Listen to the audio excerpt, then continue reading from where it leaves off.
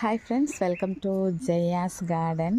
நம்ம வீட்டில் வந்து பாலக்கீரை எப்போவுமே ஓரளவுக்கு வரும்போது கம்ப்ளீட்டாக வந்து வேரோடு பிடுங்கிட்டேன். ஓரளவு 2-3 வரைக்கும் வந்து சும்மா மேலே உள்ளதை மட்டும் பிடுங்கி பிடுங்கி சமைப்பேன். அதுக்கப்புறம் வேரோடு பிடுங்கிடுவேன்.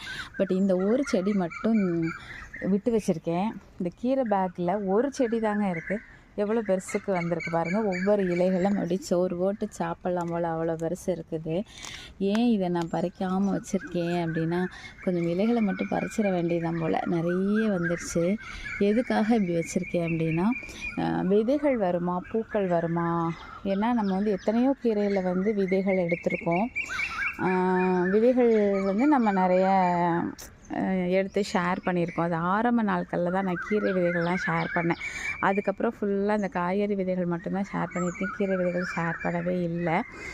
நம்மளும் கீரை விதைகள் எடுத்து நமக்கு வச்சுக்கிட்டு நம்மளும் போடவே இல்லை. ஏன் அப்படின்னாக்க, கீரை விதைகள் வந்து கிட்டத்தட்ட 3 வருஷம் ஆச்சுங்க. ஒரு தடவை விதைக்கு விட்டது தான். அதுக்கப்புறம் இன்றைக்கி வரைக்கும் கீரை ஏதோ ஒரு கீரை வந்துக்கிட்டு இருக்குது. வர்ற கீரையை சமைச்சிக்குவேன். இது வேணும் அது வேணும் நான் தானே நம்ம எடுத்து வைக்கணும். அந்த மாதிரி இல்லாமல் இருக்குது. இப்போ இந்த ஒரு கீரை மட்டும் எனக்கு விடணும், பூ பார்க்கணுன்னு ஆசை. இது வரைக்கும் நான் வந்து பூ பார்த்ததே இல்லைங்க பாலக்கீரையில். நீங்கள் எத்தனை பேர் வந்து பாலக்கீரையினுடைய பூக்களை பார்த்துருக்கீங்கன்னு சொல்லி எனக்கு கமெண்ட் பாக்ஸில் சொல்லுங்கள். நான் அதை பார்க்கறதுக்காக தான் அதை விட்டு வச்சுருக்கேன். வந்ததுக்கப்புறம் கண்டிப்பாக உங்களுக்கு நான் அப்டேட் கொடுக்குறேன். ஓகேங்களா? பாய்.